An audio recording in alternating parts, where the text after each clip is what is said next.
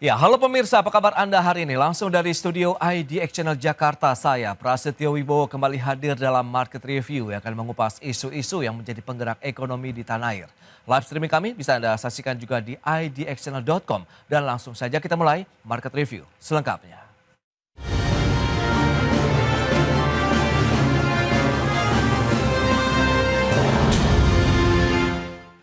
Anggaran pendapatan belanja negara atau APBN mencetak surplus sebesar 4,3 triliun rupiah di bulan April 2025.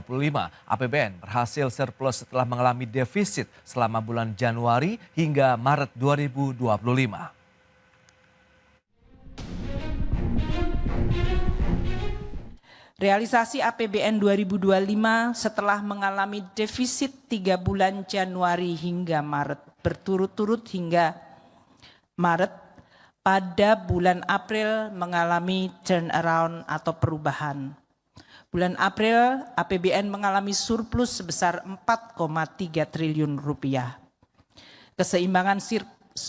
Keseimbangan primer surplus atau positif 173,9 triliun rupiah. Demikian pernyataan Menteri Keuangan Sri Mulyani Indrawati saat rapat paripurna DPR RI ke-18 terkait anggaran pendapatan dan belanja negara atau APBN di bulan April 2025 yang berhasil mencetak surplus sebesar 4,3 triliun rupiah. Capaian ini menjadi angin segar setelah APBN mengalami defisit selama 3 bulan beruntun atau sejak Januari hingga Maret 2025. Sri Mulyani menambahkan realisasi penerimaan negara terus menunjukkan tren penguatan yang mencapai 810,5 triliun rupiah atau 27% dari target APBN. Sedangkan belanja negara terrealisasi sebesar 806,2 triliun rupiah atau 22,3% dari target APBN. Di sisi lain, pemerintah akan terus menjaga APBN sebagai instrumen shock absorber dalam menjaga stabilitas ekonomi, melindungi masyarakat dan menopang daya beli masyarakat, serta mendorong dunia usaha di tanah air. Jakarta, Tim Liputan IDX Channel.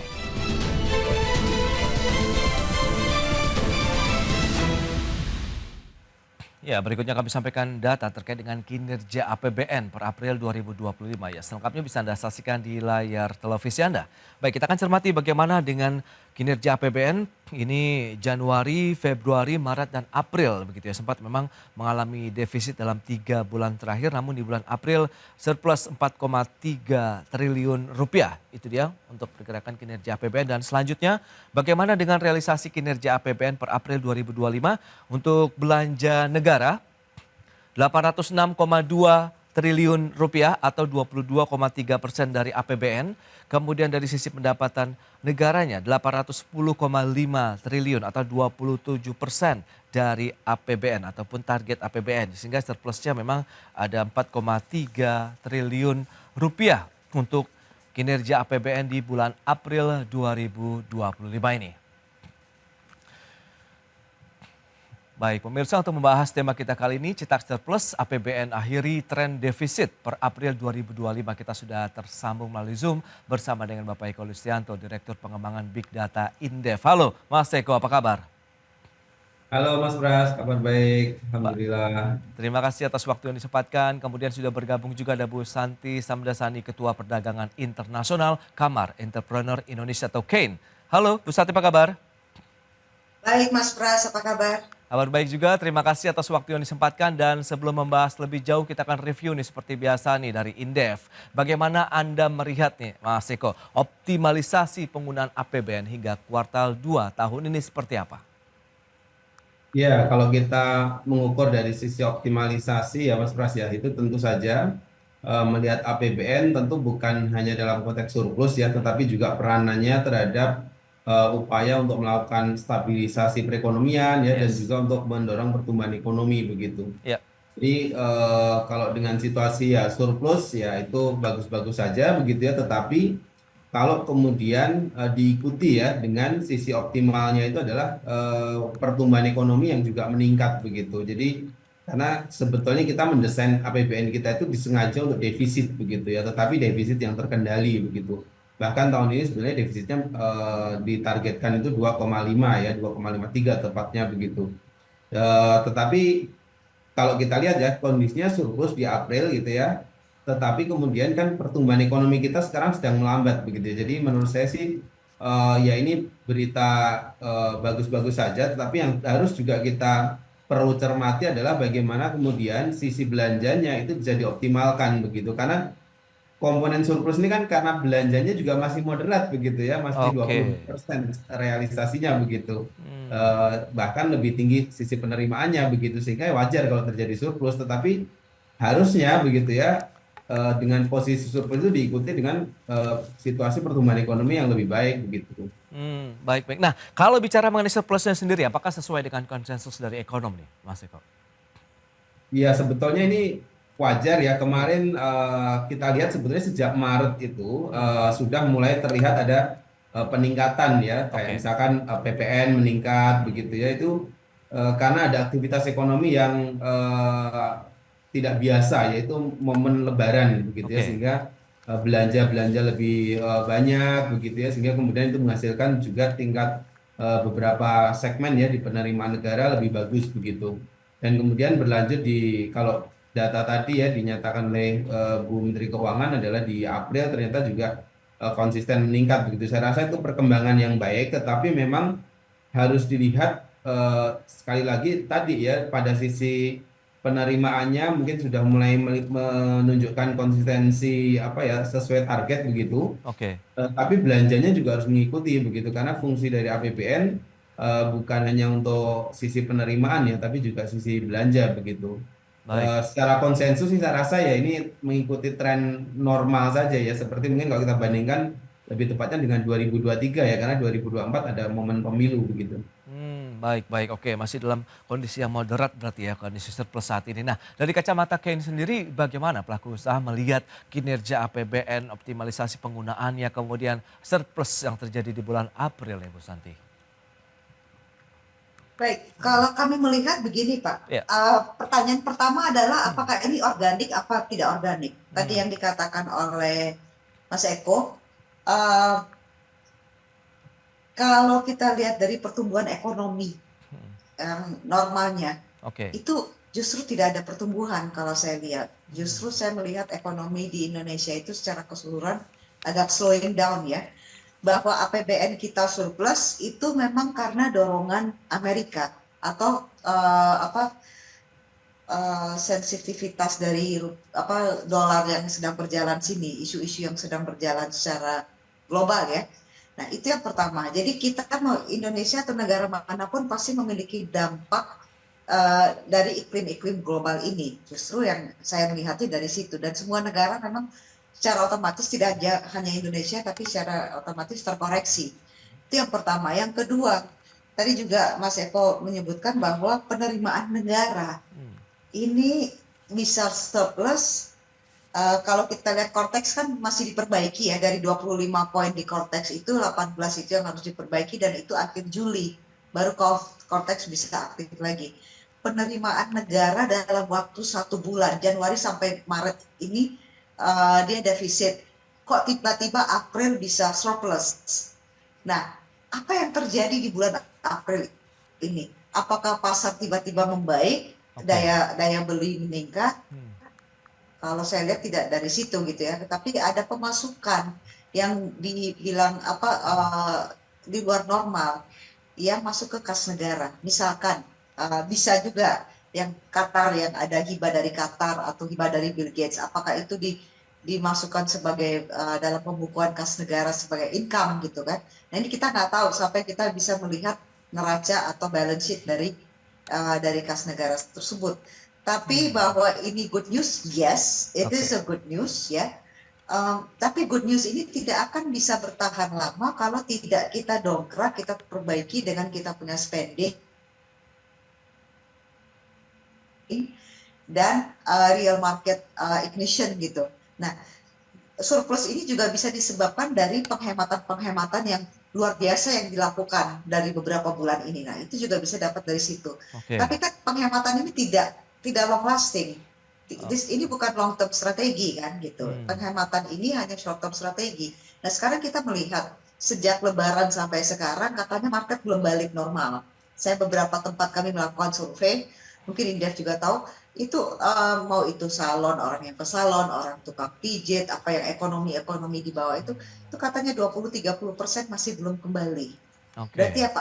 Ada penurunan apa perbelanjaan ya. Iya, iya. Penjualan mobil juga menurun, Pak. Jadi Hmm. di sini kami harus mengambil, kami tidak bisa hanya lihat sepotong-sepotong bahwa APBN surplus semuanya hebat. Tidak, APBN kenapa surplus? Ada masukan. Masukan dari siapa? Dari mana masukan ini? Nah, ini yang harus kita lihat. Terus kita lihat juga ekonomi masyarakat seperti apa, ekonomi di bawah jalannya seperti apa.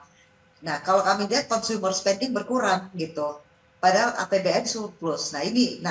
Bagaimana APBN yang surplus ini bisa dipakai untuk mendongkrak ekonomi yang lemah seperti ini. Seperti itu, Pak. Oke, itu dia. Berarti mesti lagi bicara mengenai optimalisasi dari APBN begitu ya. Memang selalu sering dikatakan sebagai buffer nih dari ekonomi Indonesia. Kita akan bahas lebih jauh di segmen berikutnya Mas Eko. Bu Santi, kita akan jeda dulu sebentar. Dan pemirsa, pastikan Anda masih bersama kami.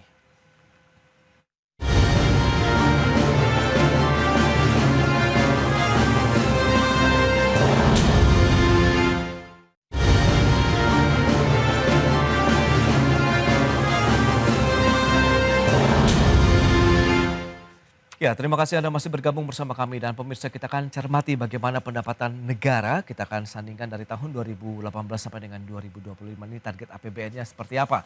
Ya, seperti yang bisa Anda saksikan kembali di layar televisi Anda, pergerakan dari pendapatan negara begitu dari tahun ke tahun sampai dengan 2024 lalu di 2.802,3 triliun rupiah. Sementara ini target di tahun 2025 adalah 3.005,1 triliun rupiah. Kita akan lihat dan berharap begitu ya, semoga ya bisa tercapai lah dari sisi pendapatan negara di sepanjang tahun 2025 ini. Kemudian bagaimana dengan postur APBN-nya sendiri?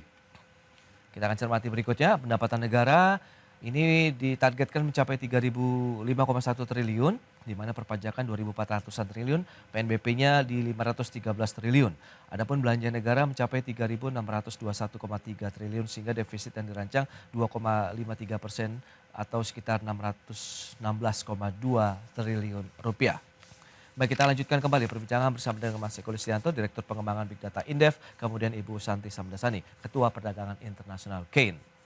Baik, Mas Eko, dengan beberapa data tadi yang sudah disampaikan, Anda melihat bagaimana dengan beberapa poin juga yang sudah disampaikan tadi dari CAIN, begitu bahwa Anda melihat seperti apa kualitas surplus dari APBN di bulan April ini begitu? Apakah memang benar-benar dari geliat aktivitas ekonomi, kontribusi penerimaan negara atau bagaimana nih Mas? Iya, kalau saya melihatnya begini, ini kemungkinan memang kita harus menunggu pengumuman lebih detail ya, karena ini kan baru disampaikan di DPR kemarin dan Iya. memang belum ada rilis APBN kita begitu ya.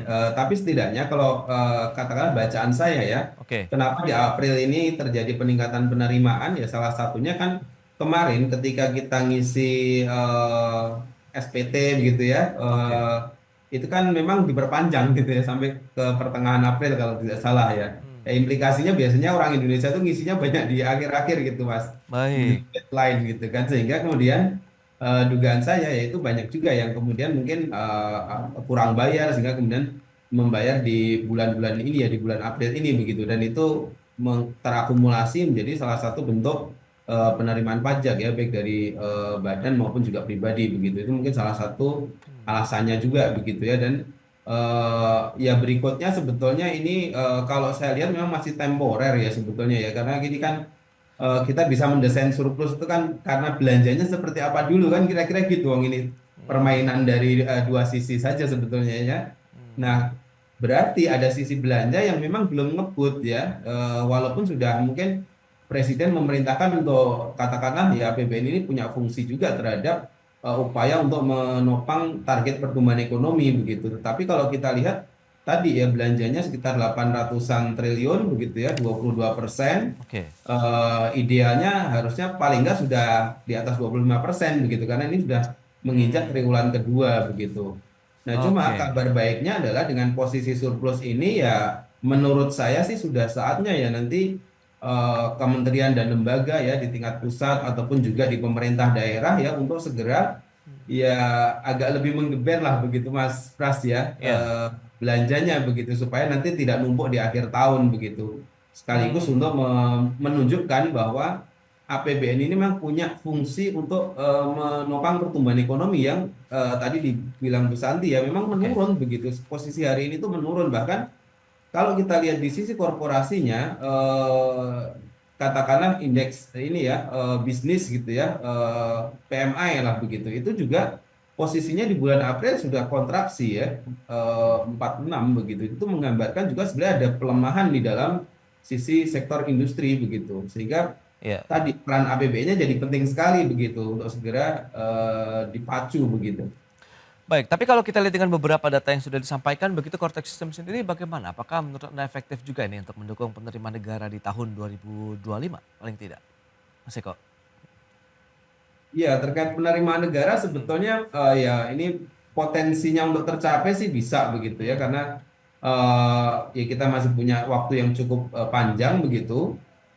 Tetapi juga challenge-nya banyak gitu ya. Salah satunya itu adalah global ini sedang melambat, ya, dan implikasinya biasanya permintaan energi begitu itu lebih sedikit ya, harga minyak juga relatif akan landai, harga ini ya batu bara lah salah satu yang ini ya, kita dapat penerimaan dari sisi juga akan lebih landai, dan itu berimplikasi dari sisi pendapatan juga begitu ya, di sisi komoditas. Nah, eh, yang lainnya adalah yang lebih challenging lagi adalah pajak badan ya, dengan situasi ekonomi agak melambat, oke.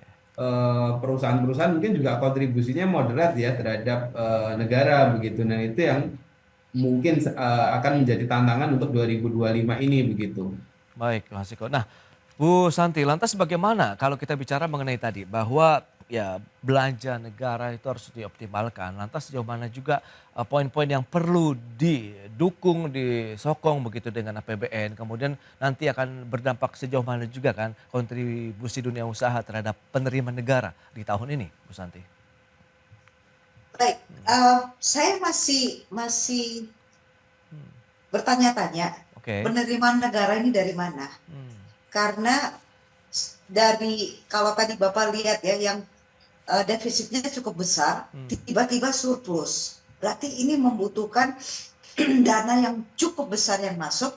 Kalau saya lihat dari segi, misalkan kata Pak Eko tadi, ini mungkin pajak yang telat masuk ini, kalaupun iya, saya rasa tidak akan bisa mendongkrak sampai setinggi ini.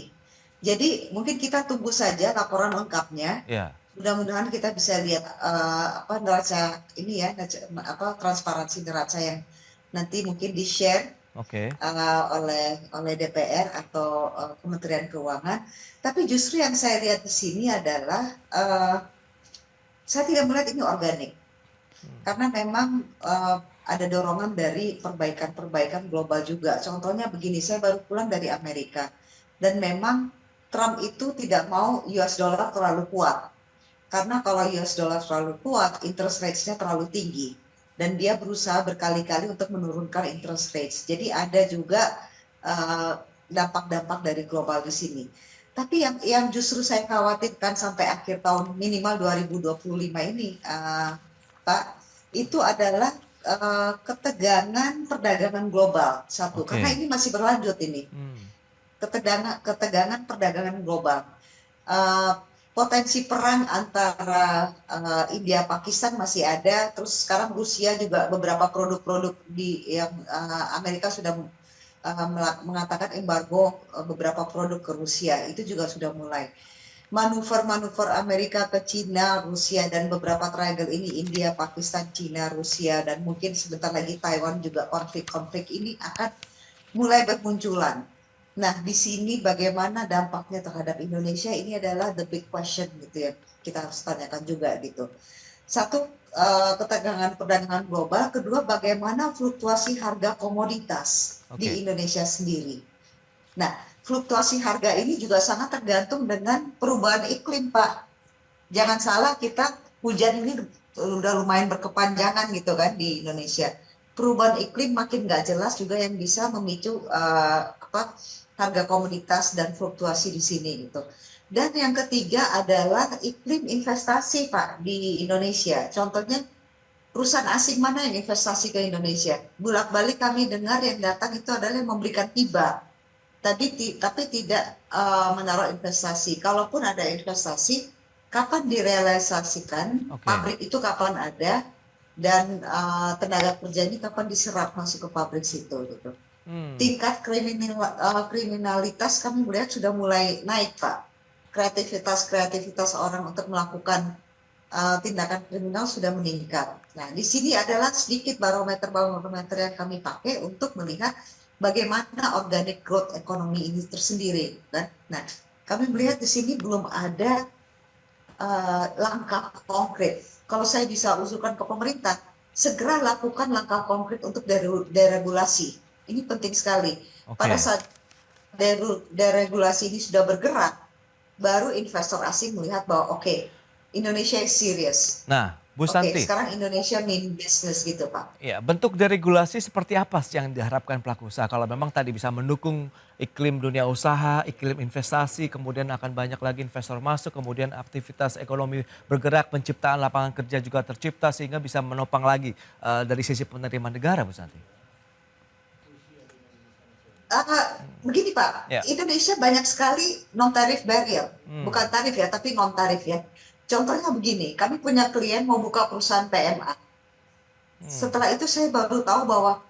KBRI, satu KBRI untuk Oke. perusahaan PMA itu harganya 3,5 juta. Padahal untuk PT itu gratis, Hmm. tapi untuk PMA ada harganya. Nah ini sebenarnya non-tarif barrier gitu. TKDN juga satu lagi non-tarif barrier. Yang kedua adalah tingginya gaji UMR di Indonesia jika dibandingkan dengan negara-negara lain. Nah, ini juga non-tarif barrier yang dan kualitas pekerja kita juga memang makin ke sini 10 tahun terakhir ini. Saya tadi ketemu seorang di pesawat, dia tanya, Shanti, kenapa Indonesia 10 tahun terakhir ini kok mundur ya? Dari segi human resources-nya mundur, daya berpikirnya mundur, pinjol naik, judi online naik, Oke. terus kayaknya tidak ada kreativitas atau tidak ada keinginan untuk maju gitu, semuanya mundur. What happened katanya? Hmm. Saya gimana mau jawab ya, memang 10 tahun terakhir ini dunia melihat, bukan saya mengatakan, 10 tahun terakhir ini dunia melihat bahwa Indonesia itu justru mundur.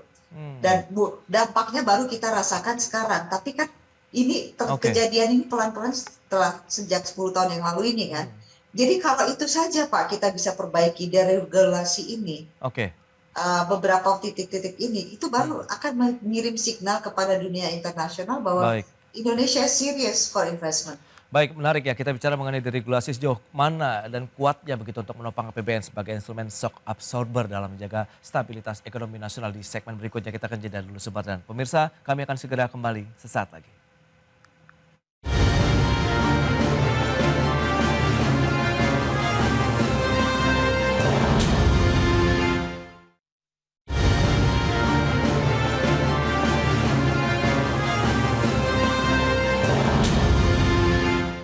Baik pemirsa, semakin menarik perbincangan kita bersama dengan Kane kemudian juga IDEF. Nah Mas Eko, lantas bagaimana upaya deregulasi begitu, bahkan ada satgas deregulasi juga akan dibentuk oleh pemerintah begitu. Sehingga tadi dampaknya bisa memberikan kontribusi yang cukup baik begitu untuk iklim dunia usaha, iklim investasi, sekaligus juga mungkin menjadi penyokong APBN yang memang diandalkan sebagai instrumen shock absorber begitu oleh pemerintah nih Mas Eko. Iya, tentu saja ya deregulasi memang kita perlukan ya, dan kalau kita lihat ya ini memang harus lebih banyak di aksinya begitu Mas Pras ya, karena sebenarnya program deregulasi itu sering kita lakukan pada saat ekonomi sedang melambat begitu, tetapi kadang-kadang mentoknya itu di tataran praktek ya. Jadi Oke, banyak yang kemudian sudah direncanakan dengan baik, ada tim satgasnya ya, sekarang juga dibikin tim satgas gitu, yes. tetapi kemudian tidak sampai menyentuh kepada aksi-aksi yang nyata yang bisa berimplikasi atau berdampak positif bagi peningkatan investasinya begitu. Sehingga nanti ke depan ini saya rasa oke, sudah ada rencana ini untuk diregulasi ya. Saya rasa laksanakan saja dan dipastikan, jadi dipantau benar begitu bahwa aspek-aspek deregulasi yang dilakukan memang yang kira-kira memang match ya dengan kebutuhan dunia usaha begitu ya, kebutuhan investor begitu. Tapi tentu ya kita jangan semuanya dilepas gitu ya kira-kira ya, karena kita punya kepentingan nasional juga untuk melindungi misalkan tenaga Oke. kerja kita ya, menciptakan lapangan kerja dan juga tentu meningkatkan kesejahteraan masyarakat begitu ya, pada umumnya begitu. Jadi Ya, ya. ini lebih pada aspek nanti bagi di tataran bagaimana mengimplementasikan di regulasi itu sih kayak kalau saya lihat ya. Ya, kalau kita bicara mengenai prioritas begitu, sektor mana yang mungkin harus segera dilakukan kalau kita bicara mengenai deregulasi kebijakan begitu Mas Eko, sehingga tadi bisa ada upaya-upaya penciptaan lapangan kerja yang lebih masif lagi, iklim investasi yang juga lebih positif lagi begitu ke depannya. Iya, tentu saja kalau kita targetnya tadi seperti yang dibilang Mas Pras adalah lapangan kerja ini yang sangat urgent ya untuk eh, kita tingkatkan begitu. Oke, Nah, ya sektornya banyak begitu, tetapi menurut saya yang paling punya signifikansi untuk ini ya untuk penciptaan lapangan kerja begitu. Dan yang kedua juga yang berkaitan dengan teknologi begitu, karena sebetulnya ke depan kita sangat butuh bagaimana Indonesia bisa juga eh, meningkatkan teknologinya ya dalam konteks industri terutama ya, itu oke. juga sangat penting begitu. Yang berikutnya itu deregulasi kadang-kadang juga tidak hanya soal yang biaya formal atau menyederhanakan perizinan seperti itu, tapi ya kita tahu case-case terakhir ini justru banyak yang ilegal ya, sifatnya biaya-biaya tambahan begitu ya, pungutan-pungutan liar. Nah, itu sebetulnya yang lebih perlu diperlukan begitu. Kadang-kadang itu malah justru lebih penting ya untuk bisa dilaksanakan segera begitu untuk memberantas ya istilahnya Oke. burden cost gitu ya, atau transaction cost di dalam bisnis ini begitu. Baik, nah lantas posisi ataupun peran dunia usaha sendiri dari Ken sendiri, Bu Santi, bagaimana nih kalau memang kita untuk bisa menjaga, menciptakan iklim dunia usaha, iklim investasi yang baik juga di Indonesia, kolaborasi seperti apa yang diharapkan misalnya pemerintah, dunia usaha begitu dan juga mungkin masyarakat pekerjanya, silakan. Begini, kalau kami melihat peran dunia usaha memang penting sekali, Pak. Dan memang sudah menjadi kontributor paling besar juga di APBN Indonesia ini ya. Oke, Eh, Perdagangan, perindustrian, lebih ke perdagangan kalau kami melihat gitu. Eh, Kalau entrepreneur Indonesia itu banyak Pak yang ingin mereka lakukan, ekspansi bisnis mereka ingin lakukan. Mereka ingin lakukan ekspor lebih banyak lagi. Uh, Mereka ingin membuka pabrik gitu ya, bekerja sama untuk membuka pabrik di Indonesia. Namun demikian, seagresif-agresifnya entrepreneur kami sering sekali di meeting-meeting internal kami itu sendiri melihat bahwa ini kayaknya kok kurang kurang apa ya, terbentur terus dengan regulasi pemerintah. oke, Investor asing yang bicara dengan kita pasti ngomongnya sama terus Pak, yaitu apa? Kami ingin masuk ke Indonesia, tapi Indonesia punya barrier-barrier seperti ini, termasuk barrier yang human resources tadi, yang manpower tadi itu. Jadi sebagai entrepreneur, kami ingin memajukan Indonesia, kami ingin mengembangkan bisnis, tapi kami juga terbentur dengan regulasi yang dikeluarkan oleh pemerintah. Nah, ini kan model regulasi nih, gitu. Nah, saya harapkan kita duduk dengan entrepreneur dari semua lini, bukan hanya perusahaan besar, tapi perusahaan paling kecil di bawah juga. Dan kami melihat kira-kira balancing apa. Ini regulasinya tidak balance. Regulasi kalau tidak terlalu berpihak kepada karyawan, atau terlalu berpihak kepada pebisnis. Nah, kita harus cari balance-nya di mana oke. supaya sama-sama juga fair gitu kan. Nah, kalau di Indonesia yang terkenal itu regulasi terlalu memihak kepada karyawan. Pertama ada THR, kedua ada pesangon. Udah dia tidak bekerja dengan baik, bukan malah kita hukum dia, tapi kita kasih pesangon. Dia pikir ya saya tidak harus memperbaiki diri, pemerintah sudah mendukung saya mau meskipun kinerja saya nggak bagus, saya tetap dapat pesangon. Tapi ini kan nggak fair. Nah, kami sebagai entrepreneur, kami juga mau mengembangkan bisnis, mau hire orang lebih banyak lagi. Kamu pikir ini kalau kita hire, kalau orangnya nggak perform, kita fire mereka, kita harus bayar lagi lebih besar. Cost of doing business kita Oke. jauh lebih besar.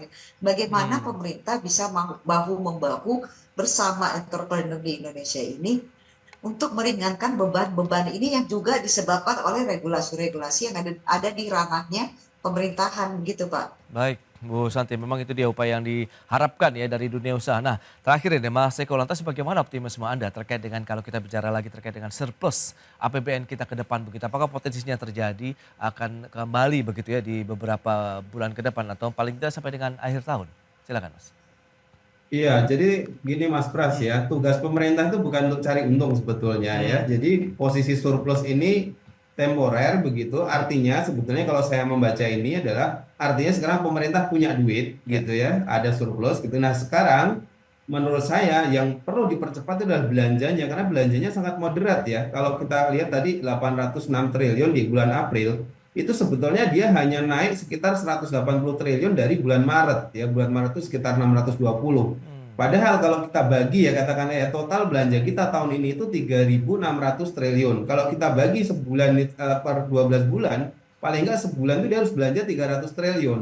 Nah, ini kalau oke, cuma 180 itu masih sangat moderat begitu, sehingga harus dipercepat begitu, dan ya transfer ke daerah ya segala macam itu jangan sampai kemudian ada kendala-kendala begitu, supaya ekonomi kita memang pulih lagi begitu. Kalau ekonomi hmm, pulih ya dunia usaha juga akan lebih sehat begitu ya, karena ada demand di situ. baik, Kira-kira begitu saja sih. Jadi ya. kita harus melihat surplus ini oke, boleh-boleh saja ya, tetapi belanjanya memang harus lebih kencang begitu. Ya, itu dia. Belanja pemerintah yang dilakukan bisa menjadi motor penggerak juga loh aktivitas perekonomian di Indonesia. Dan semoga ini menjadi perhatian pemerintah untuk ke depannya ya, terkait dengan optimalisasi penggunaan dana APBN kita. Baik, Mas Eko, Bu Santi, sayang sekali waktu terbatas. Terima kasih banyak atas informasi, update, dan juga insight yang sudah diberikan kepada pemirsa pada hari ini. Selamat melanjutkan aktivitas Anda kembali. Salam sehat. Sampai berjumpa kembali. Terima kasih. Terima kasih Ya. Mas Pras. Terima kasih Mas Pras, Ya, Bu Thank Santi. you. baik pemirsa, jangan beranjak dari tempat Anda karena sesaat lagi kami masih akan kembali dengan tema menarik lainnya. Indonesia siap menjadi negara eksportir beras. Kami segera kembali.